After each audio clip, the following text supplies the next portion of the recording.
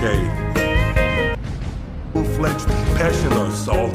This is Nav, your instructor, and I'm here to pump you up. Well, last time we discussed about how bodybuilding began and who was the first ever bodybuilding superstar. Today I'm discussing about first ever bodybuilding competition. Well, when Eugene Sandow passed away back in early 1920s, now there were people who were doing bodybuilding, and still there was still lack of knowledge, not too much knowledge available to them.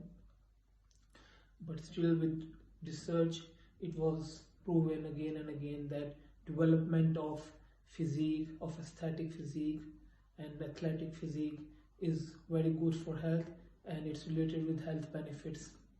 But still, it was hard in that time, because the thing is, people don't like change. They were still not ready to accept the fact that you can look aesthetically beautiful. Things take time to change, and this is what happened here. There were many people who were not accepting this, and in late 1930s and in early 1930s, sorry, not in late, in early 1950s, training with weight was still considered to be a cheating. Instead of doing some athletic activity, you're taking part in some sport to develop your body. Yeah, this is exactly right. Still, it was considered as doing cheating.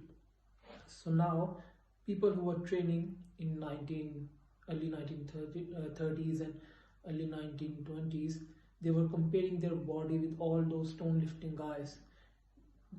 The body of these people and the body of all those stone lifting guys, they had a difference of like a pose apart, a huge difference. And some people were still looking after those stone people. They never wanted that body. So yeah, and then there were a lot of promoters who were promoting bodybuilding in that time. They held shows, physique shows. Back in then, shows were not like that. The physique shows, in those physique shows, people were coming from all athletic backgrounds, swimmers, boxers, and all those other people. They were coming, they were standing on stage and wearing whatever they had, like a boxer or whatever they had available, and they were posing and doing some athletic activity. That's what that show was all about. Those physique shows are all about. So this culture continued, and then in 1939, AAU, as we all know, American Amateur Union, they decided to create a Mr. America contest. This was the first ever physique Mr. America contest, and in this contest, all people, athletic people from athletic background, some were swimmers, some were boxers, they came, and they showed their body, did some little bit of athletic activity, and also they were weightlifters. Then what happened? All those weightlifters, they were dominating. They were taking scores. They were impressed. Like, judges, when they got more impressed when they saw these weightlifters, because their body was more developed, they had more muscle maturity. So weightlifters in that time, and all those people who were training with weight, they made a good impression. Now coming to 1940. In the 1940, this was the first ever real bodybuilding competition that happened, and the guy who won was John Grimick. So this guy, John Grimick, came and won Mr. America 1940.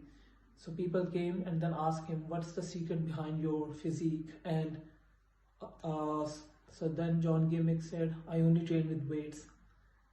So from this point, people realized that if we have to beat this guy in a show, we need to train with weights only.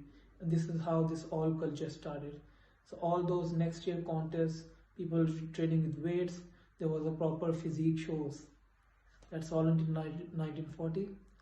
I will come back with my next video, and I will discuss a little bit about training program of 1930s and 1920s. Yeah, so take care. I'll be back. Okay. Yeah, 'cause I have to tell you.